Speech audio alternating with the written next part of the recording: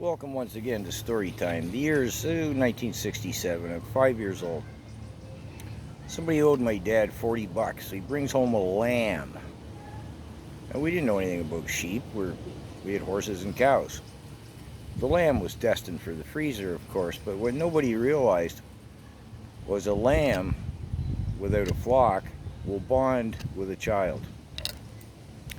So Ebenezer, my mother always named the creatures on the farm, Ebenezer, Eb, as he became affectionately known, and I bonded.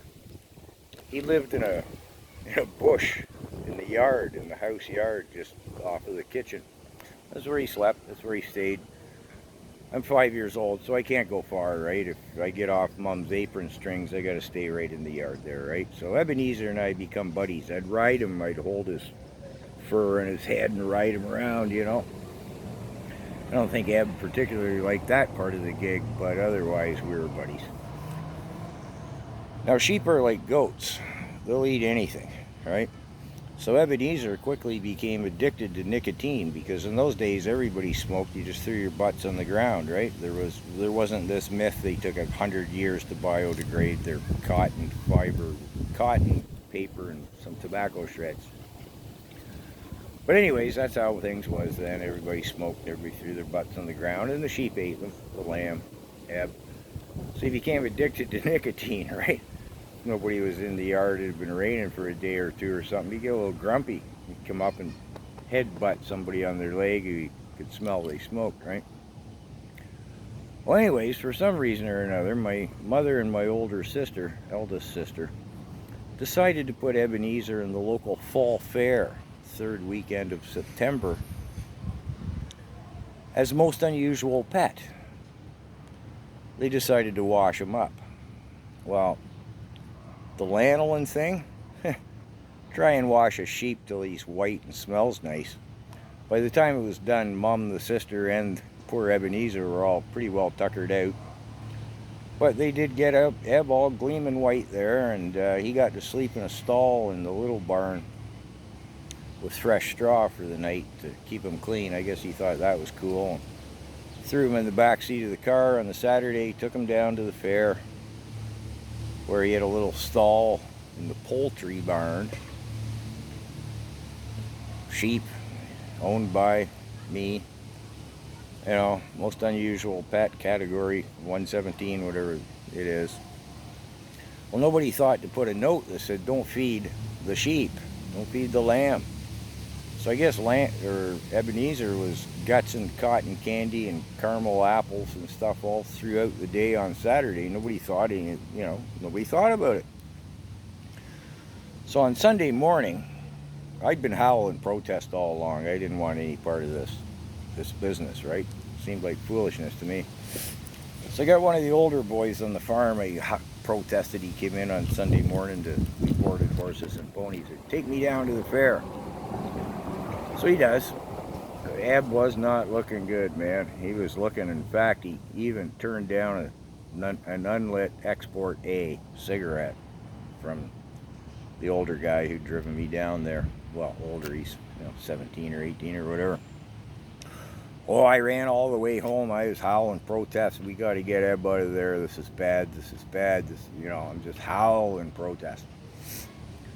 So yeah, Mom takes the car down and agrees, yeah, Eb's not looking good. We toss him in the back seat, bring him home. I'm howling. You got to call the vet, got to call the vet. Well, stuff like that didn't happen in those days, right? Mom's like, no, I'll feed him some boiled oats. And I'm like, he ain't looking good.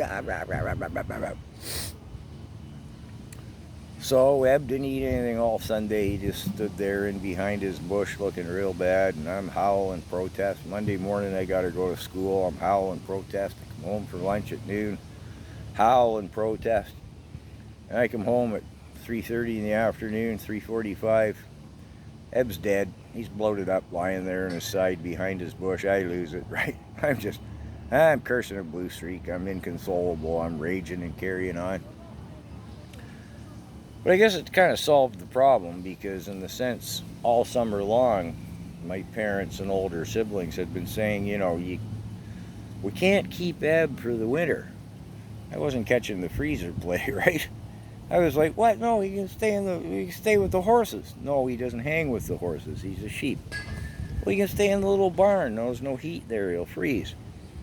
Well, he can stay in my bedroom. No, he's a sheep. He's not house trained. But I'm 5. I figured it was all going to work out somehow. I guess Eb's passing, it did sort of work out in a sense. I mean, I can laugh about this now, right? I was pretty upset at the time. So anyways, I enter grade 1. And, what is it, civics or something, I don't know. They were handing out prizes from the fall fair. So the teacher, calls me up.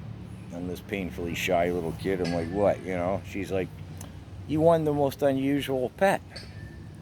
Well, it was a hands down win. I was up against a puppy and a batch of kittens, but I got $1 prize. I got a check from the fall fair for $1 for me, my beloved Eb. So of course I lost it again. Went into a cursing a blue streak. I was a farm kid. I knew how to curse. I listened to the older boys. So they took me down to the principal's office and beat me because that's what they did in those days. And yeah, I don't know if there's a moral to the story or not, but anyways, that's story time. I remember my buddy out west getting on to us telling some story one time, and he's going, it's like that goat you owned. What was that goat you had when he was a kid, Ichabod? I said, no, it was a lamb named Ebenezer. Oh well, just a farm story.